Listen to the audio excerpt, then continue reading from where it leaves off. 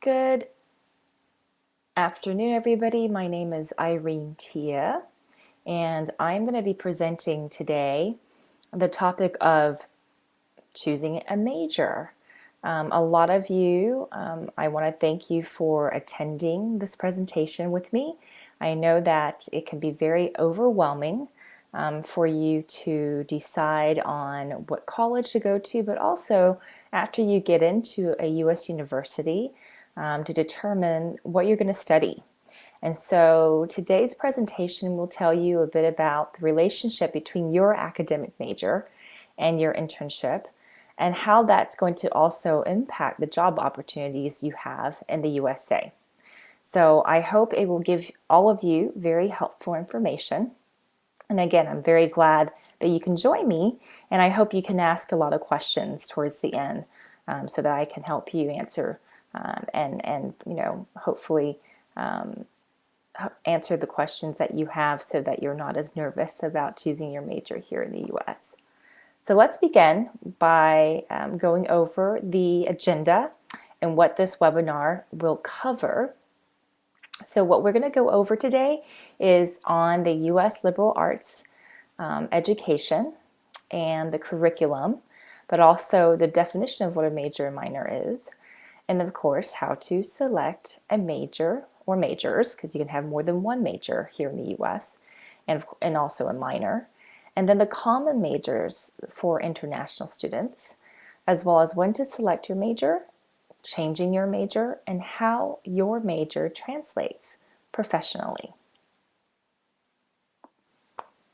My name is Irene Tia, and I am the founder and CEO of USA College Connection, as well as the H1B Academy.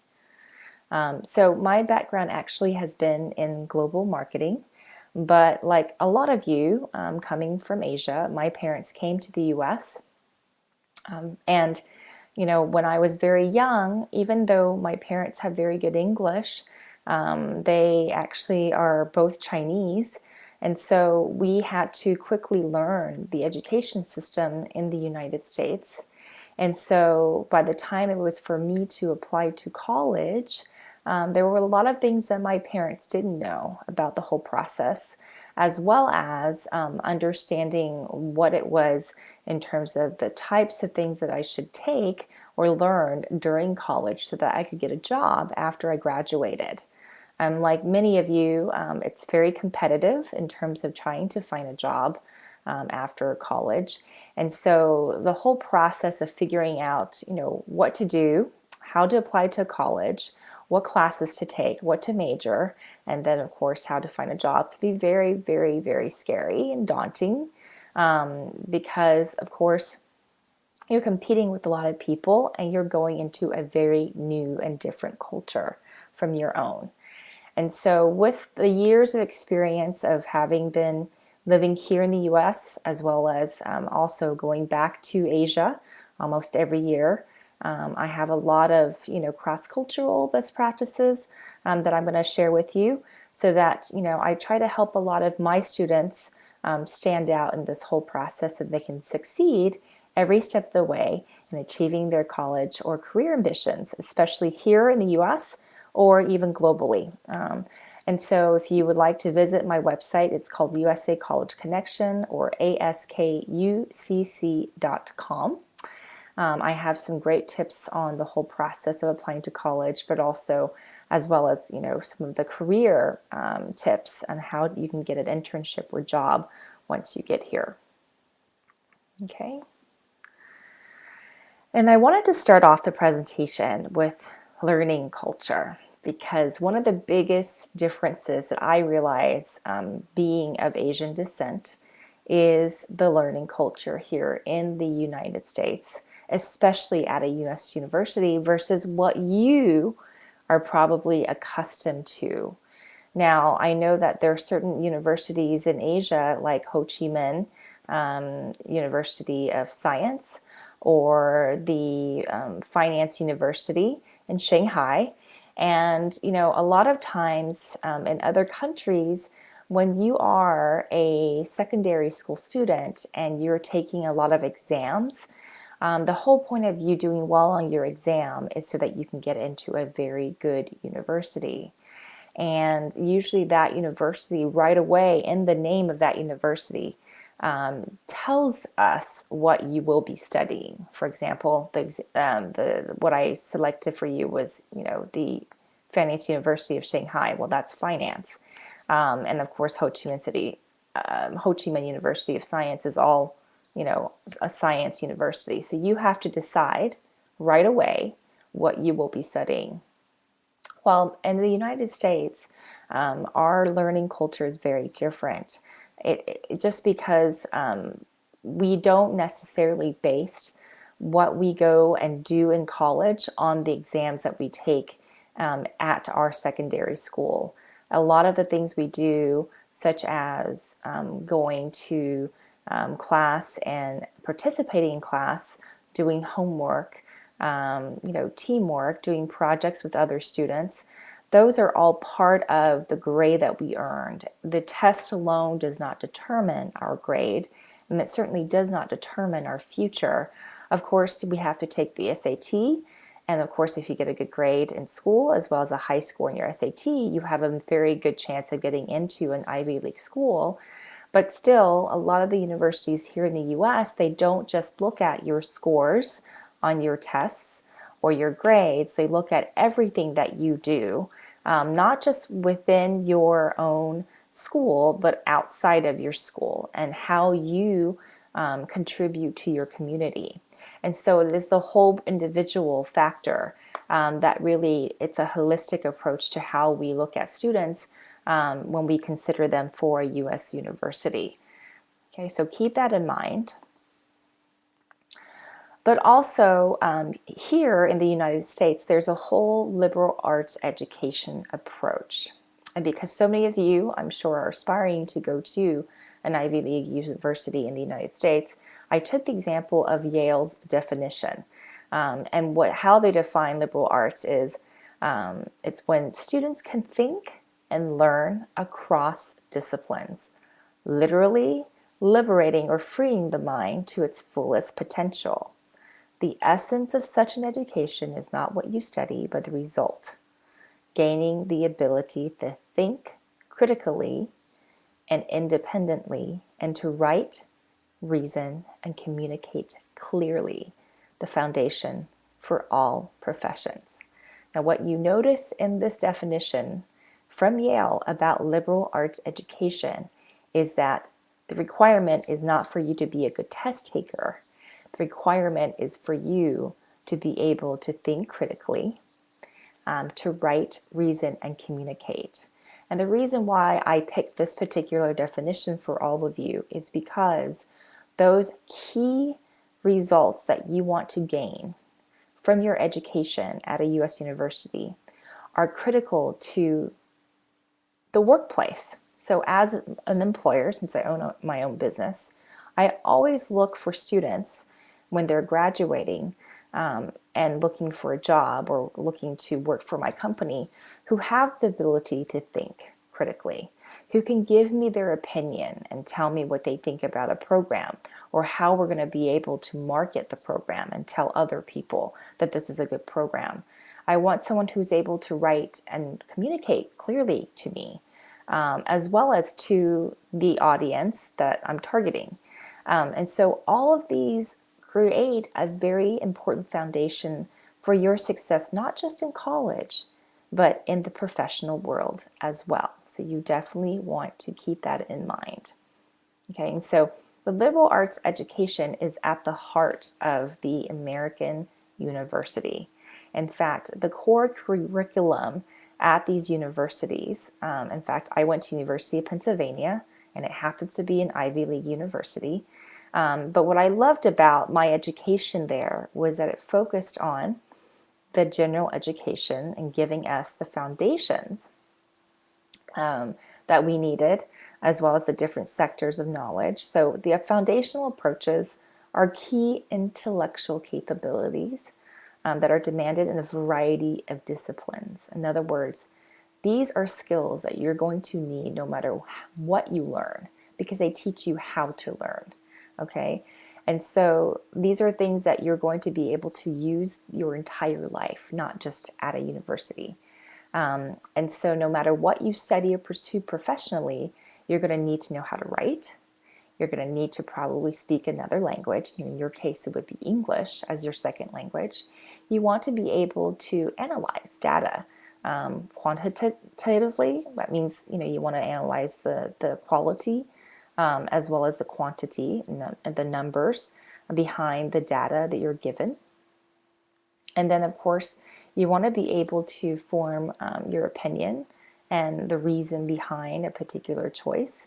And then the cross-cultural aspect for a lot of you is very important because you're going into a different country when you're coming from a place like Asia or Europe. And of course, the different sectors of knowledge. Now, those are the things that a lot of your universities back home are going to focus on. So they're going to look at science, you're going to look at history, but then in the US, we also have courses on society. We also have courses on athletics and the physical world. So those are all the different things that, obviously are the key subjects that we have, that you will have in your home university as well. But the fact that you can do the general education that covers the foundational approach and also the sectors of knowledge, which is, what I had mentioned before, that will help you decide on the type of major that you would like to pursue. And of course, also the universities here will encourage you to choose electives.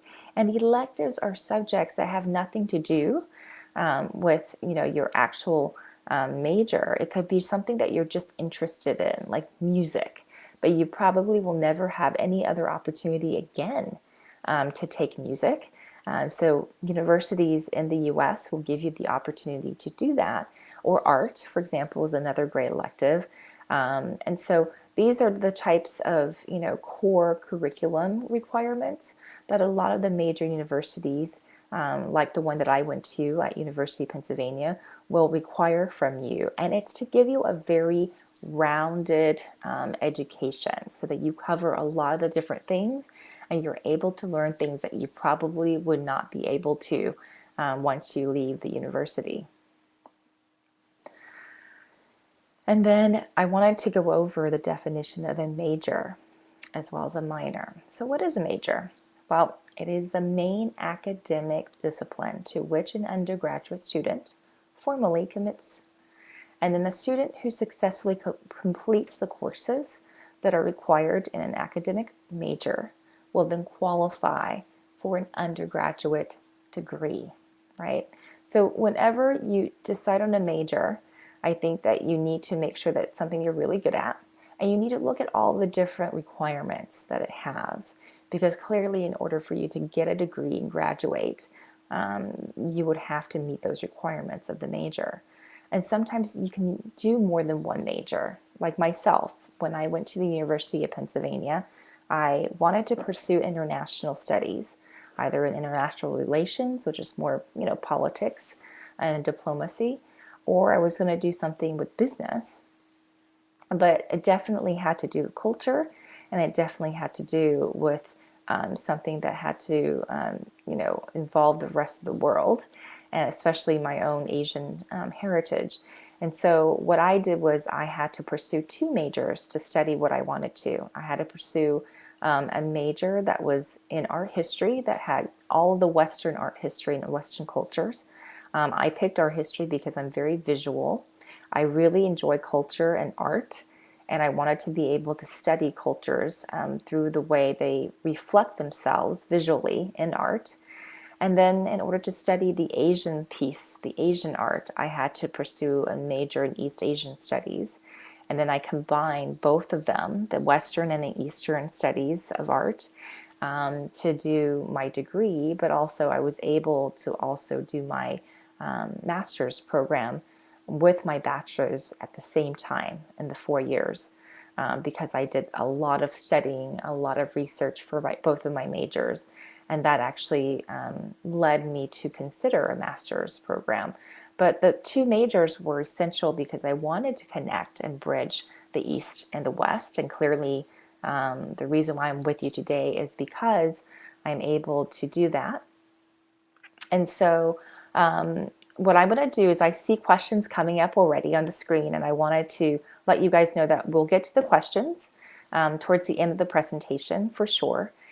So I'm going to continue speaking so that you get this information from the presentation, and then from there I want you guys to definitely keep writing the questions that you have, and I will take them because I will spend a good 10 to 15 minutes at the end for the questions. So thank you for the questions. Now, in terms of why I picked art history, well, I just knew that I was very visual, and I knew that a lot of people were against that because actually I got into Wharton, which is a business program. But for me, I knew that I needed to improve certain skills when I took the art history. I wanted to improve my writing, and I wanted to improve my research. And so my major enabled me to do that. And then I also could take a minor at the time. And usually a minor is a secondary academic discipline to which an undergraduate student will select. And like a major, of course, your university will lay out a framework of required classes or class types that a student must complete to earn the minor. So I could have done, let's say, minor in history or a minor in English writing because I had to do a lot of writing, a lot of research. But I actually went with the two majors that I had and then pursued my master's program. Okay, so what to consider when selecting your major? Choosing a major can be a different process, especially when you're at a U.S. college. That is very different from your home country. I think the most important thing that I would tell you from my own personal experience is because I come from an Asian family, and of course my parents would have loved me to go to Wharton because Wharton is a very famous business school. It was the #1 undergraduate business program in the entire world. But I didn't go because I wanted to be honest with my abilities and what I needed to gain from my college education. #1, I knew that writing in English was not a very sort of what I call one of my biggest strengths at the time. And I wanted to be able to write and communicate effectively in college, but also after college. And a business degree doesn't necessarily give you the opportunity to do a lot of writing. Yes, you do a lot of presentations in business, but a lot of times, there's more analytical skills there. And what I wanted to do was more quantitative analytical skills versus qualitative. But also, I'm the type of person who learns by doing. I learn very effectively when I'm able to do something and see something because I'm a very visual and hands-on person. So when I knew that, this is kind of my personal strengths going into college, it made it very easy for me to pick a major. Because what I didn't want to do is go into Wharton, and then because everybody else was so much better at the quantitative analysis of crunching numbers and doing a lot of numbers and looking at the theories of business, that I would not then do as well, because sometimes you're better as a bigger fish in a smaller pond versus a small fish in a big pond. And Wharton had a lot of amazing students there, but I didn't want to end up struggling in that environment and not being able to shine because everybody there was so competitive already. And I also noticed that when my parents started their own businesses, they never had a business major. In fact, business programs didn't happen back in their time. It really is a phenomenon that occurred, starting in the 70s. And so they did a lot of business just by practicing and doing. And for me, that was very important because no matter how much I learned about business in the classroom, I had to make sure that those things that I learned could be applied after I get out of school into the real world. And so for me, it was more important to figure out the business part later, after I've built the skills that I needed to succeed in business. And again, those skills that I mentioned to you are writing, communication, obviously presentation skills, and of course, a lot of the cross-cultural things that I would need because I wanted to go into the international field. And so those are the type of things that I considered in terms of the skills that I wanted to improve on and the skills that I needed to acquire when I'm in college. Because trust me, after you leave college, it's very difficult to acquire those skills. Once you get into the professional world, people are not as forgiving about the things that you're not able to do, because in a professional world you do have to perform, and you're expected to do things at a certain level. And so college is the best time for you to make up for some of the things that you're not very good at. So that's what made me decide on how to select a major. And of course, my interest with culture was key. The passion that I had to learn about other cultures through something that I really enjoy, which was art, made sense for me to do art history as a major, as well as my East Asian studies. So again, I want to emphasize your strengths and interest. So what if you're not clear? Like, I was very fortunate when I went to college that I really enjoyed art. I really enjoyed cultures. I wanted to do something international. So what if you're not sure and you have a lot of people around you telling you you should be an engineer, or telling you you need to do something in computer science or math or economics? Because those are very practical skills, and those are very good professions for you after college.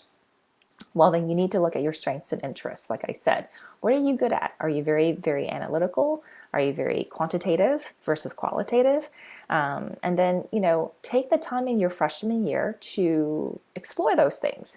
Because in the US university, you don't have to declare your major until your sophomore year. So the second year of college is when you actually have to say, you know what, I want to major in this.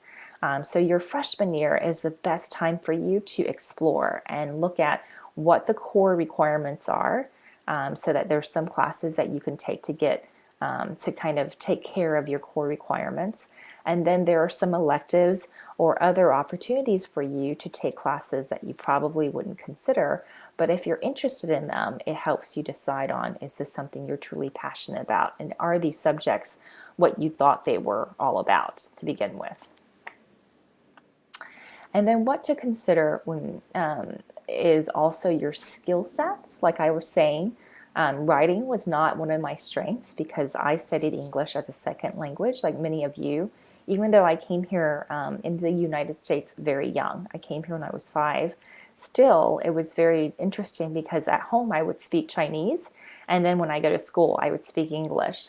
And so, yes, I'm fluent in both languages, but it was hard for me to go home and find someone from my family that could write English well enough for me to be able to get, very good scores for all of my homework. So I had to get help from my neighbors and obviously from my school counselors in writing, but I knew that that was an area that I really wanted to improve on. And of course, with my majors in art history and East Asian studies, I had to read a lot of books. I had to do a lot of research, and I had to write a lot of papers. Not just exams, I had to do a lot of writing. And that actually was pivotal in what I ended up doing for my career. Because I'm now a very good writer, and I know exactly how to write things very concrete. Because in marketing, you have to convey a message very clearly and very quickly. And so the writing skills that I acquired from my degree was extremely important to the success that I had in my profession. So it's not what you learn, it's how you learn that particular subject or skill. So remember all those things that I mentioned before about being able to communicate effectively is almost key, because a lot of CEOs that I talk to in Silicon Valley, where I live, they tell me that no matter how smart someone is that they've hired after college, the problem that they have with a lot of people that come out of college is their inability to communicate. A lot of people are very book smart, they test well, they do good grades, but for example, engineers do not know how to communicate. They do not know how to work with other people. They tend to do a lot of programming on their own, and then they forget that there's a whole other group of people they need to work with in order to have a product or an app go to market and be successful. And so CEOs and managers who hire you from college are frustrated because they don't see you guys communicating and working together.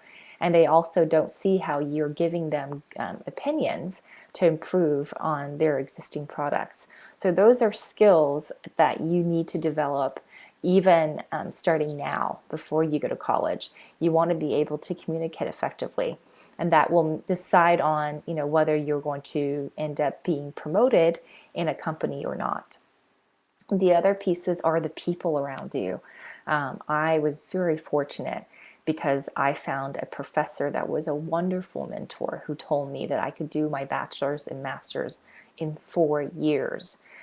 Because that means I saved my parents a lot of money for my master's degree, and I saved myself a lot of money as well. So it's not what you learn, it's or how you learn, which is what we covered before, but it's whom you are learning it from. And believe me, in college, I realized when I went to geology, math, and chemistry classes that some of the professors, they might be brilliant. They're very smart people. They have achieved a lot in the particular area and discipline that they know, but they might not be very good teachers.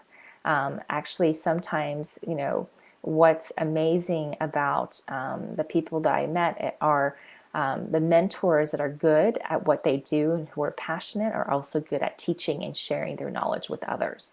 And those are the professors and the people that you want to make sure you learn from.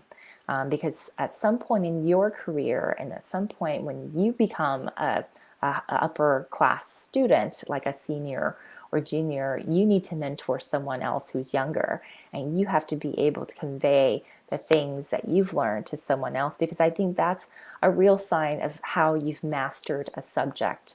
If you're able to teach something that you know and try to share that with someone else, you really understand that subject.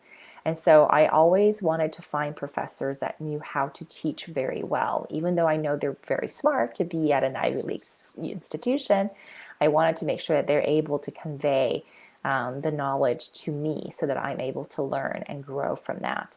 And so again, my advisor was one of my professors who really understood the department and what opportunities I had in order to do a master's program while I was still pursuing my undergraduate. And therefore, I left University of Pennsylvania with a bachelor's and master's in 4 years. And that made a huge difference. Otherwise, I would have spent 2 more years in school versus, earning a salary in the real world. She also was a great advisor in the sense that she encouraged me to do a full scholarship so that I was able to go to China after college and receive a full scholarship to learn in China in a Chinese university about the Chinese art that I was studying.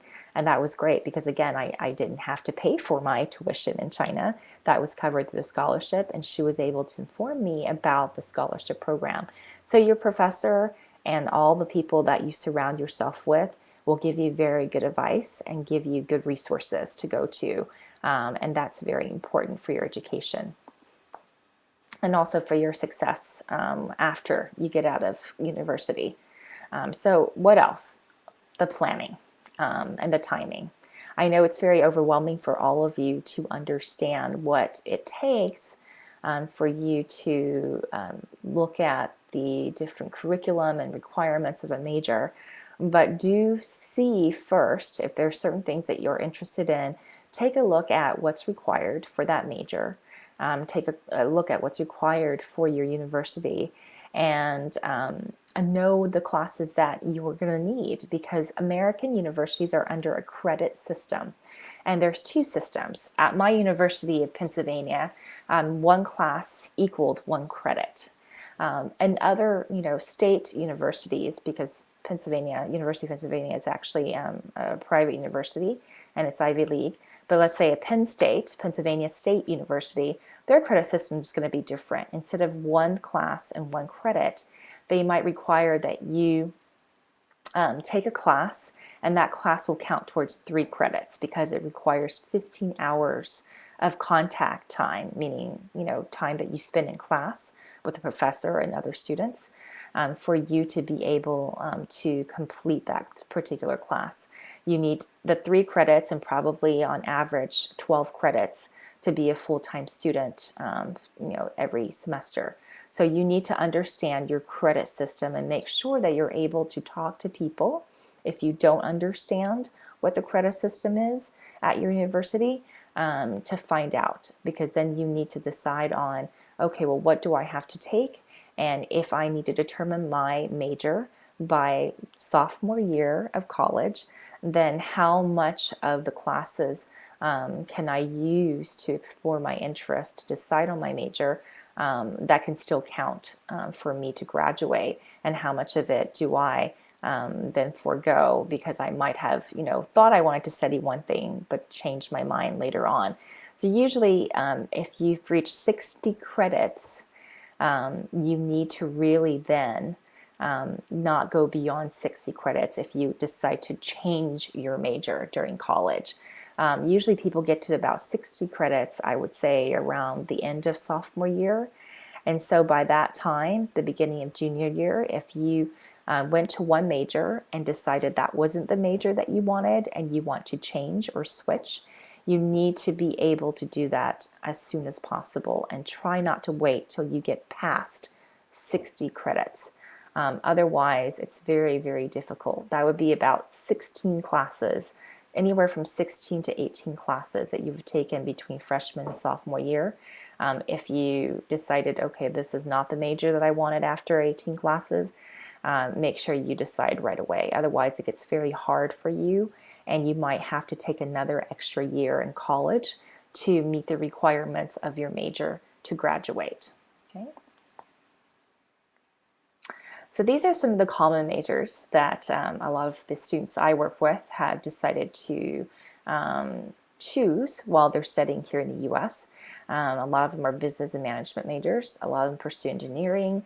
There's physical and life sciences, math and computer science, as well as social sciences. And these are great, great majors because they're very practical. In fact, I know a lot of people in Silicon Valley who are looking for engineers, people who can program, code, as well as in the biotech industry, a lot of people who are really good at research and science. But again, that's half of your success. The other half of your success is to make sure that you're able to communicate and work with people. And so the timing for selecting a major, again, you have until sophomore year. So yes, the entire first year of your university life in the US is to explore. And that's what the liberal arts education and the curriculum they design for you is, to give you that opportunity to explore and make sure that by the time you go to sophomore year, you have a pretty good idea of what you want to major in. Okay, so you're very lucky for those of you who are coming to the US to study. And again, if you change your mind, do not wait too long, because you're going to have until probably right before junior year, if you wanted to change your major, to declare a different major. And usually you want to take 60 credits is the max, okay, for you to then switch, because if you go beyond 60 credits, that's about, I would say, 16 classes. It will be very hard for you to change majors without having to stay an extra year or an extra semester in college. And the more you stay in college, the more expensive it gets, obviously. But for some of you, if you can stay, then you can certainly, change your major a little bit later, by junior year. But I really do encourage you guys to plan ahead and look at those requirements. So what are the mistakes that students make from other countries when they come to the US and decide on a major?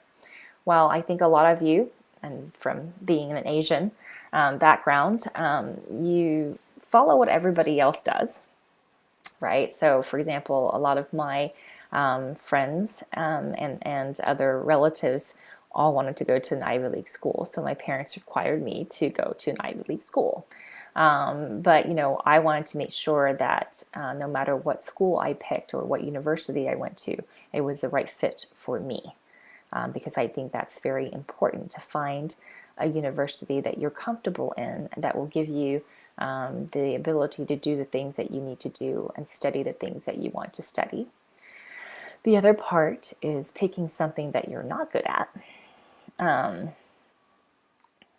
And I think a lot of times, even though I was probably very good at business in terms of, if I look back, I'm a very business savvy oriented person, but if I really did go into Wharton, I think a lot of people would have been much better at finance and statistics than I was. And so I probably would have, even though tested well, I think a lot of people would tested a lot better than I did.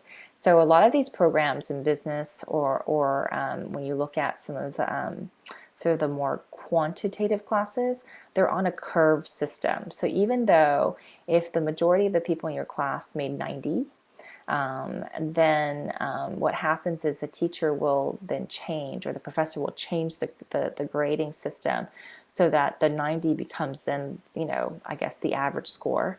And then, anything below that would be low. And then, of course, people who scored higher, the few people who scored higher than 90 would obviously, that would determine the top percentile of the class.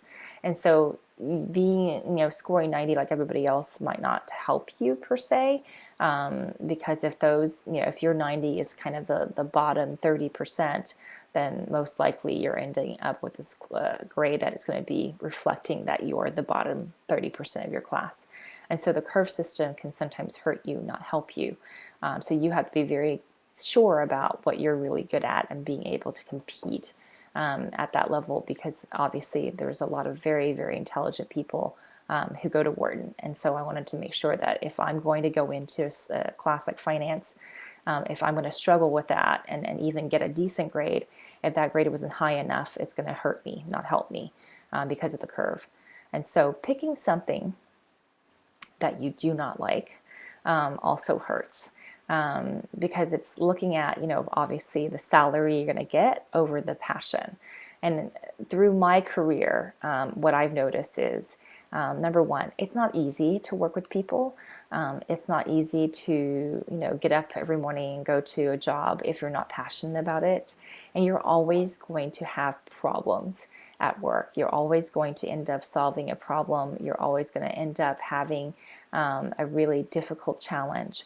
And if you don't like what you do, it's going to be that much harder for you to get out of bed and go to that job and do your work, because you're never going to find something that's always going to be fun and easy, in terms of a profession in the real world. When you get a job, there are always going to be ups and downs, right? Because sometimes the economy is good and sometimes the economy is bad and you have less money to work with. And so if you don't like what you do, it's really going to be hard during those really bad times to get through it. But when you're passionate about something, you know that, this is something that is challenging, it's difficult, it's not fun. Or you might be working with someone that is very, very difficult, but it's okay, because your passion will help you get over that, get through it, and move on. And you know that this is not going to be the end of your career because you met a difficult challenge or difficult person.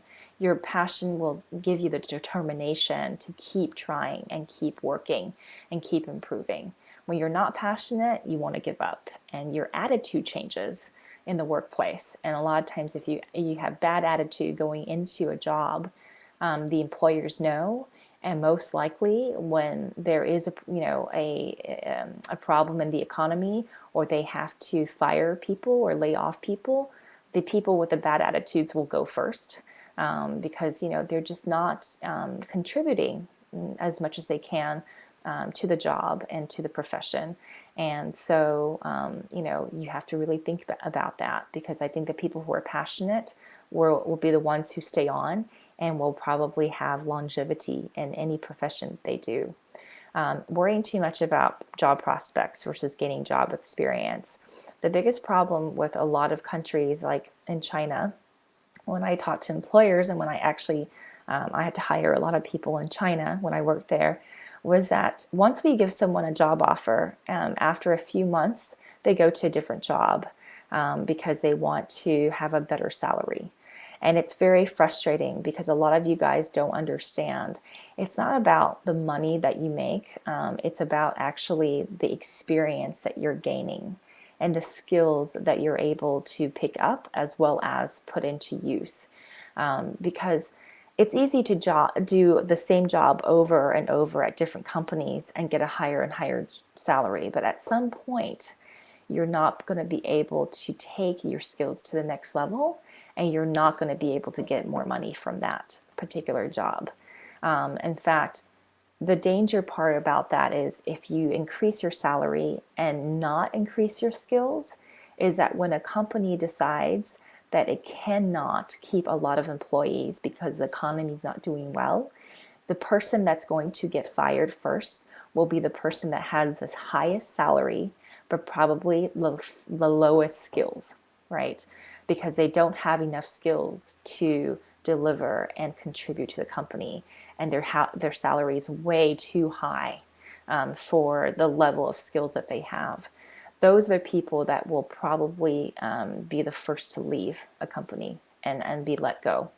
And so, and I know that because I obviously had run a lot of businesses in my past, and that's very dangerous when you're hopping and getting higher salaries, but you're not getting more skills along the way. And so the tendency of a lot of the college students now that we hear in the job market is that they want more. They want more salary, and they want to get promotion, a better title, but they're not willing to do more. And if you're not willing to do more, then it's very hard for you to get that promotion and higher salary.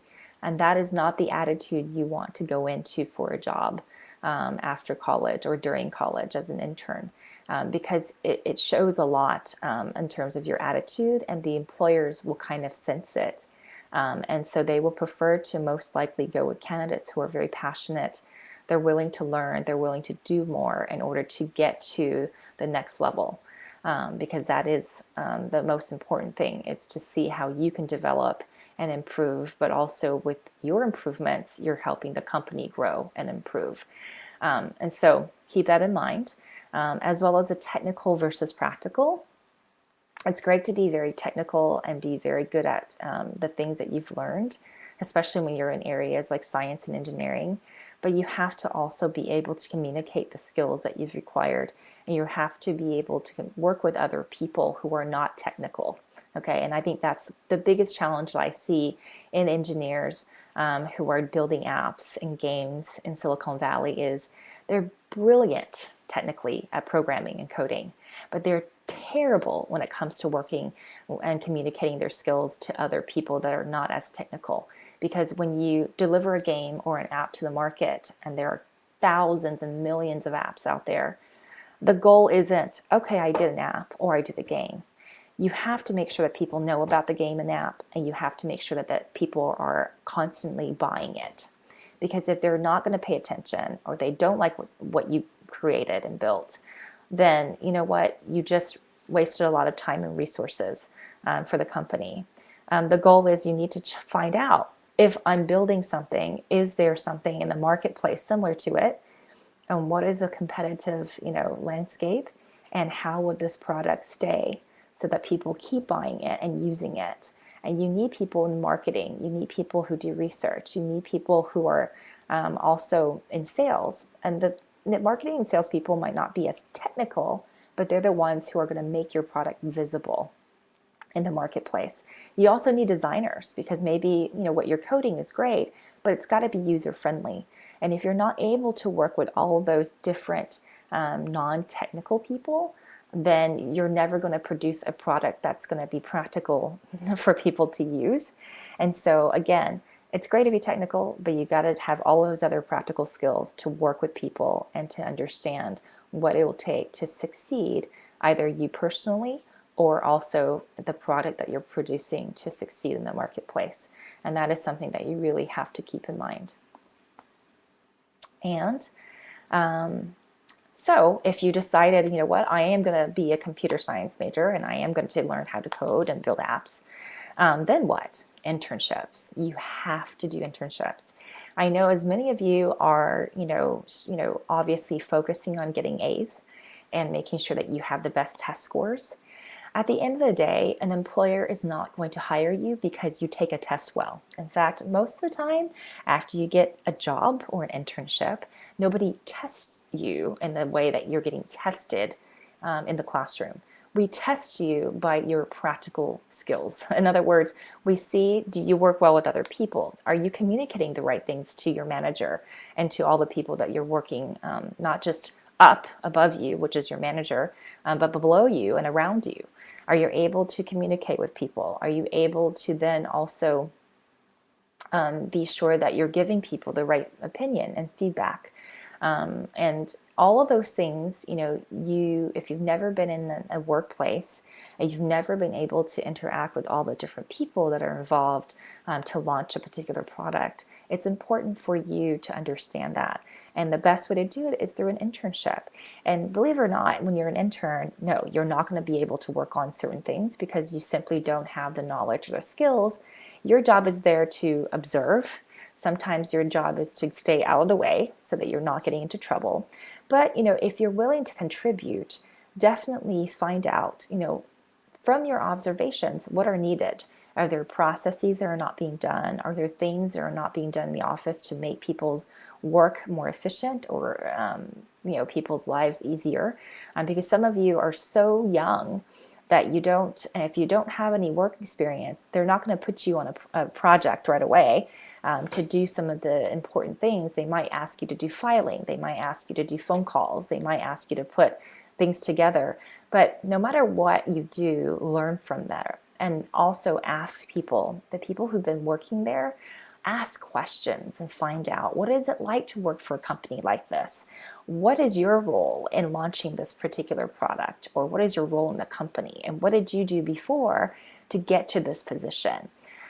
You are a student, so you might as well take that to your advantage and ask questions, because the more you ask, the more you're able to find out. But you don't want to harass somebody all the time. You don't want to, end up asking so many questions to someone that they're not able to do their own work. But again, look into internships and look at opportunities where you can work on campus, because as students, international students, if you have the right visa and your visa status is good, you're able to do the CPT, which is the opportunity to work 20 hours a week at the university, usually at a library or, helping out in a dorm or classroom. And those kind of jobs actually make you understand what it takes to work with other people. The other thing is, find your passion. Everybody is special in their own way. No engineer that I met is the same, in the sense that, everybody's got something that they're really, really good at and they're really passionate about.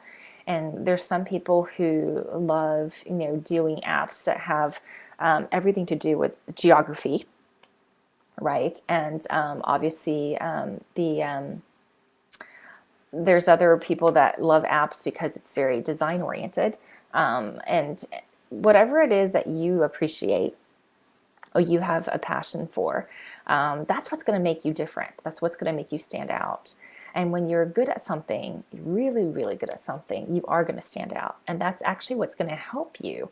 I know that in a lot of Asian cultures, and we're taught not to stand out. We're taught to do what everybody else does, which is fine if you're just there to execute.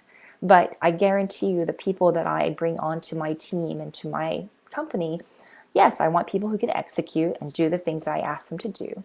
But I also want people that I can promote to manage other people, to manage projects. And those are the people who are going to be able to think on their own. They're not going to need me to tell them what to do every step of the way.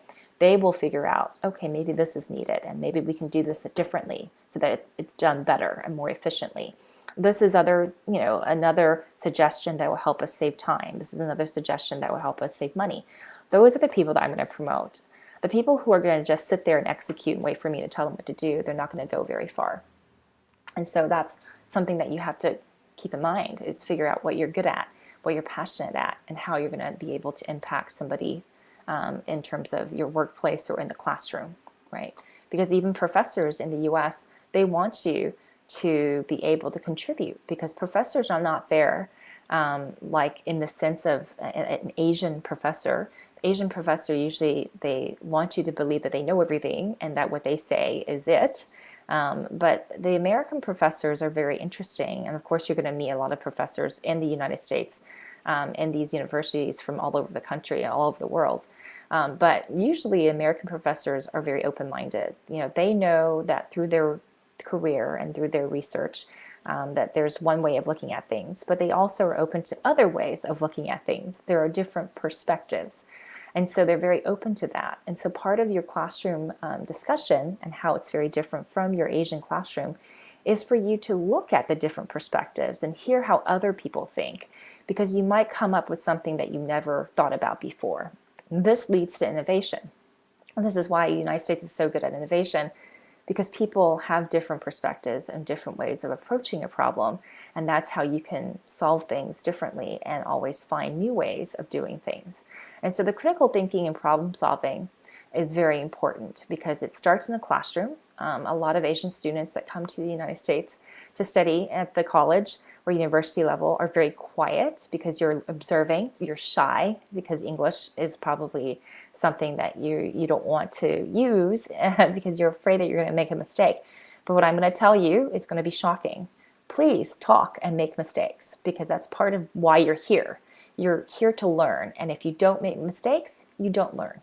So get over the fact that you can't make mistakes, because like I said, we are not a testing culture in our learning culture. We are all about you learning and problem solving. And in order for you to learn and problem solve, sometimes you do have to make mistakes, and sometimes you do have to share what you're thinking, because that's the only way for you to know if you're going in the right direction towards the way you're thinking.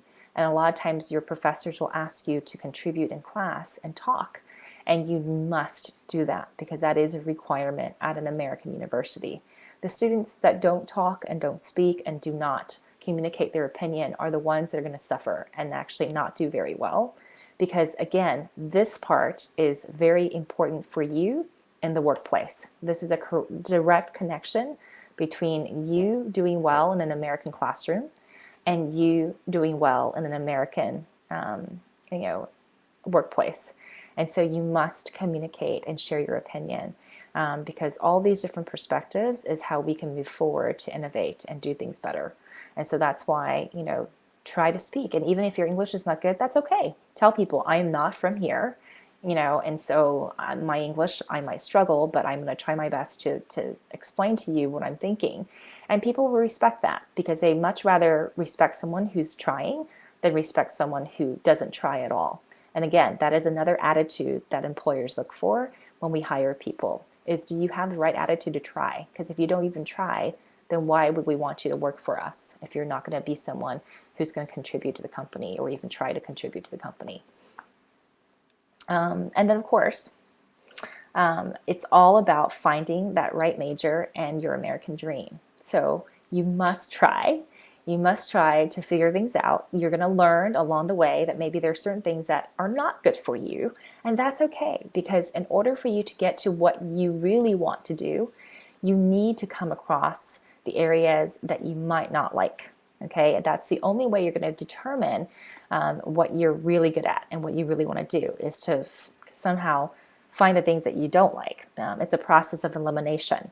And so that's why I want to make sure that you guys keep the right attitude and an open mind about, following and pursuing your education in the United States, because we have a lot of great universities here that allow you to do so many different things. But you have to have the right attitude to learn, make mistakes, ask questions, contribute in class, because all these things are the attitude that will help you succeed and live the American dream outside of the classroom. So this kind of comes to the end of the presentation on my part. I know I have a lot of questions that I'm seeing on the screen. I do have WeChat, and that's my QR code if you want to find me on WeChat, because we might run out of time today. You can also email me at irene@askucc.com. You can also go on my website. I do have an H-1B Academy program, because that is really to teach you what the employers are looking for. because if you know what the employers are looking for, it's much easier for you to find a job and hopefully get sponsored on an H-1B visa to stay in the United States for 3 years after you've completed your university studies. And so the whole academy and the curriculum I put together is I've worked with a lot of employers in the Bay Area and also all over the world who are telling me, well, these are some of the skills that we don't see in a lot of the new hires, especially at the entry level. And so a lot of the soft skills is what I teach at that academy. So feel free to explore. But let me see, there are a couple of questions here. Let's find out. Okay, most of American universities require TOEFL tests. So I'm not a college. I'm an organization. It's called USA College Connection. And so, yes, most universities look for a TOEFL test because they wanted to see how much English, what's your English aptitude. However, just because you know and test well doesn't mean that you can actually use English on a day-to-day basis. So a lot of universities in the United States are now trying to decide and do more interviews so that they really get to know you and what your ability to use English is, because a lot of times the test scores don't reflect that. But that's a good question.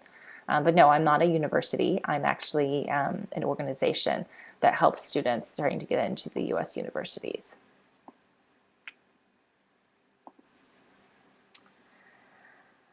So I am giving you information on graduate admissions program that has good job prospects. Well, I'm giving you an overview of the American sort of university system. And it applies to grad or undergrad. Most of it is undergrad, but there are graduate programs. Of course, graduate programs, you have to decide what you're studying. And then right away, because usually it's a 1 to 2 year graduate program, the university, number one, should have a very good career services department. And you need to ask them before you decide to enroll in that program or in that university, what are the opportunities for students who graduate? What are their job prospects? You might want to talk to some of the alumni from that graduate program to see what they're doing and what kinds of jobs they're pursuing, because that's probably your best source is the alumni. But yes, usually graduate admissions program, they try to do, they have a team of people that does corporate relations that deal with different companies. And from there, they do programs that will give you a credit actually during the time that you're pursuing your graduate degree. Or if you, outside of the actual curriculum, you're able to do internships in the summer. And so it is up to that division to find those companies that are willing to work with the university, and then career services will help you then see if there are any job opportunities. But again, it depends on your background and how much work experience you've had already in order for you to really consider the jobs. It's not a straightforward formula. It really, a lot of it is not just what you study. Like I said, it's the skills and some of the experience that you offer. So I want to do MS in construction management from Texas A&M. I'm actually very familiar with Texas A&M. Or University of Southern California. As being an international student, will I get a job after completing my program? What are the chances of getting a job in the USA for an international student? Well, it's up to how well you do in college and how much experience you have. Again, like I mentioned to you guys, it's not a magic formula. It's not like every company can give you guys an H-1B visa sponsorship because, again, you have to have good grades, obviously, to keep your visa status. And your visa status, if it changes, and let's say you fail a class or you stay beyond the requirement, you didn't renew your visa, that doesn't help you.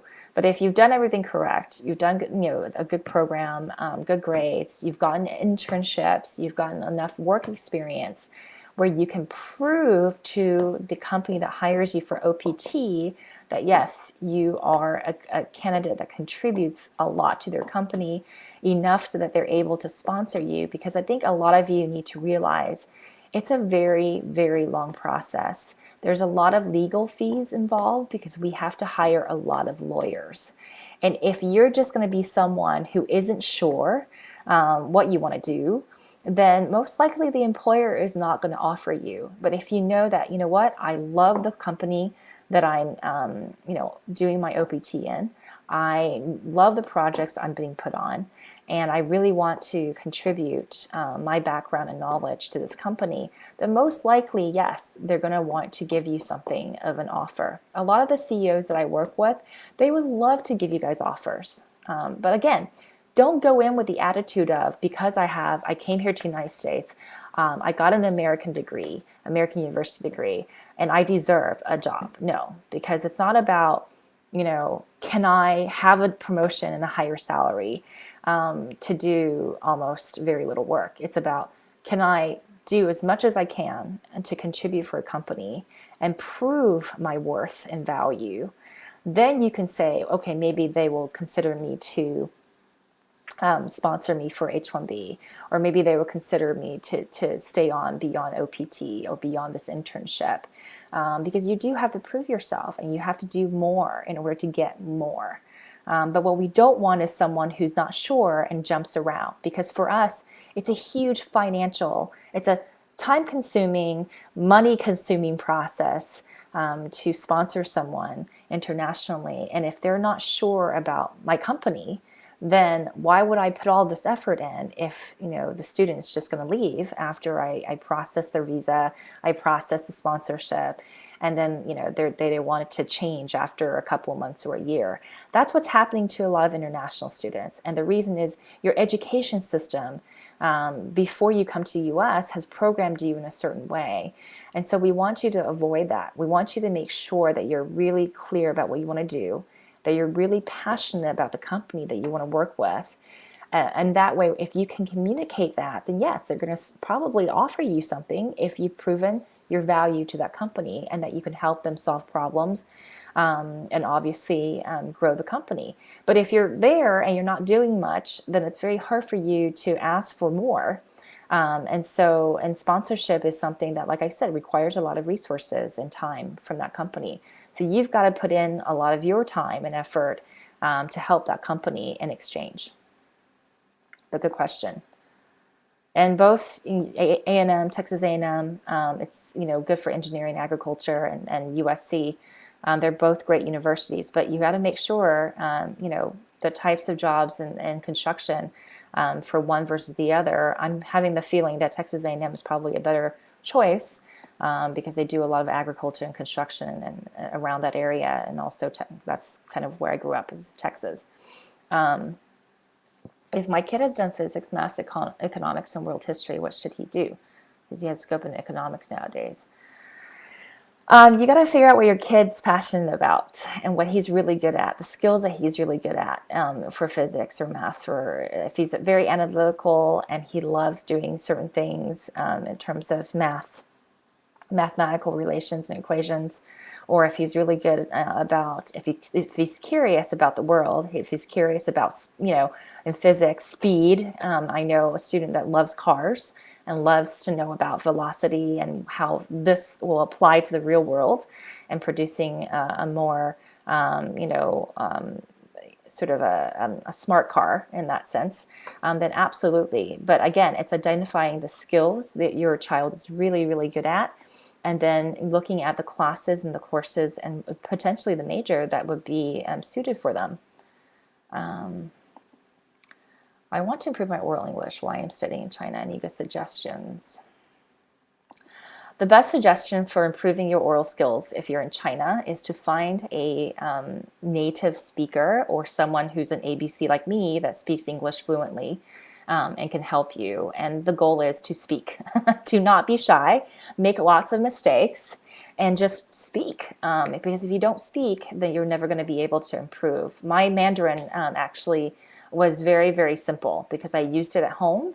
But then when I had to work in China, I had to really learn things quickly, and I really had to ask a lot of questions and make a lot of mistakes along the way. But obviously that helped me improve my Mandarin in the professional world as well. So you have to try. So definitely find someone who is a native speaker or who's American-born Chinese. There's a lot of them in China. that speak English fluently and probably at the speed that I'm speaking so that you can understand. And then obviously you need to speak as well. No, don't just let them speak. You have got to speak as well in order to improve.